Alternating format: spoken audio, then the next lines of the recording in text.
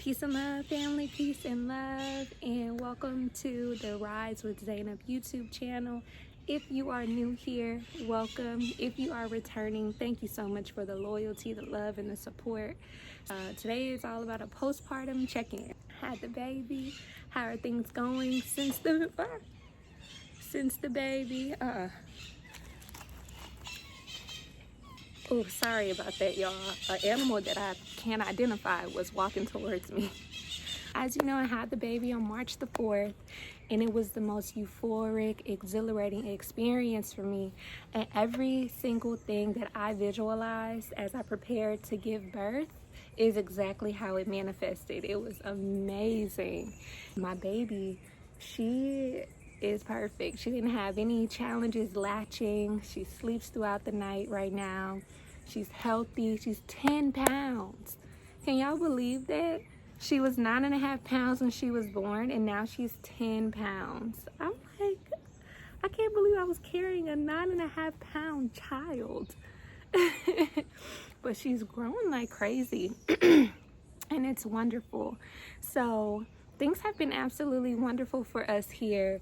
My postpartum doula arrived last week, and so having her here has been a game changer. So now we have mommy, postpartum doula, nanny, and housekeeper. So we have more hands on deck, and she's just amazing with Phoenix. She's amazing with Seven.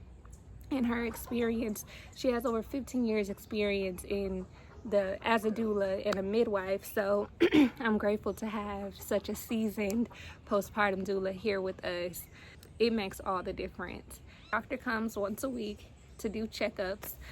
Baby will be getting her birth certificate this upcoming week on Tuesday, which is really exciting. She is a Costa Rican national, and that's cool because she'll have dual citizenship. So like, that's a whole flex within itself, like, to have dual citizenship. It has been wonderful. My support has been phenomenal. Physically, I did actually get sick. So for the last 5 days, today is the first day I'm like feeling like myself again. But for the last 5 days, I actually had a fever of 104 degrees. I was so cold. I was having like chills, and we're in Costa Rica. Excuse me. It's not cold here, but I was cold no matter where I went.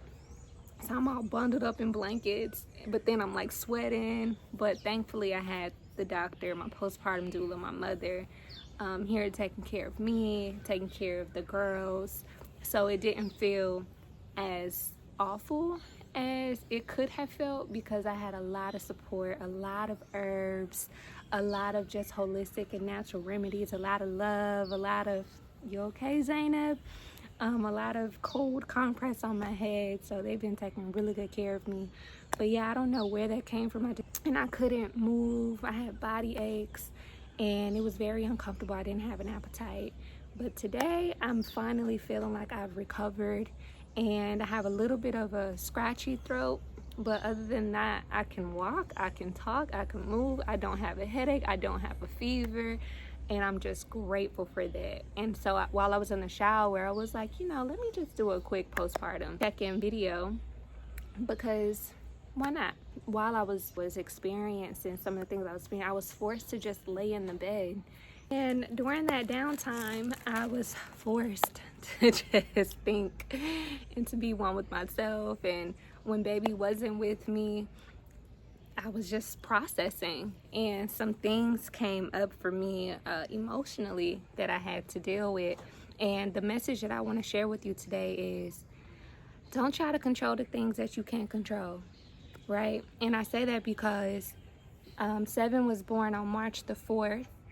And, I sent the announcement to her father, and we communicated for about 4 days after she was born. And after that 4th day, we haven't heard from him. I've reached out a couple of times, no response, no calls, no nothing. And so during my downtime, I also was like hypersensitive to the fact that there's no communication. There's nothing to my knowledge that I did to trump communication, because the last dialogue was about the postpartum doula coming. And ever since then, you know, I text him to let him know that she arrived, and I sent pictures of the baby, and like no response. So during my downtime, I found myself really feeling grief, if that makes sense, and sadness, and just going through it, just feeling really sensitive and emotional. So I had a lot of talks with my mother. I called my therapist to, you know, get some guidance, and what she said to me is, can you control whether or not he responds? I'm like, no, I can't control it. She's like, well, let it go. I'm like, but you know, he's the father, and you know, he should be present and all the things. She said way more than just let it go. Maybe I can make another video about that. But at the end of the day, what resonated the most is, why are we worrying and stressing about things that we can't control, right? Like, why are we taking ourselves down through there for things that are beyond what we have the capacity to control? Why? And so what I can control is being the best mother that I can possibly be for the girls. What I can control is making sure that they're healthy, they're safe. What I can control is them knowing who their fathers are. So we actually made a book. It's called My Family and Friends 2024, and it has pictures of all the family members. It has pictures of friends. It has pictures of animals, and we just look at it every day and say, hey, this is who this is. This is who this is. This is who this is, so that they know who is who. You know what I mean? That's very important to me. Whether or not, you know, they choose, the fathers of my children choose to be active in their life, I will say my girls will know who everyone is, and there will never be a question as to whether or not they love them. There will never be a question as to whether or not, you know, nothing. I don't want my girls to feel neglected or abandoned.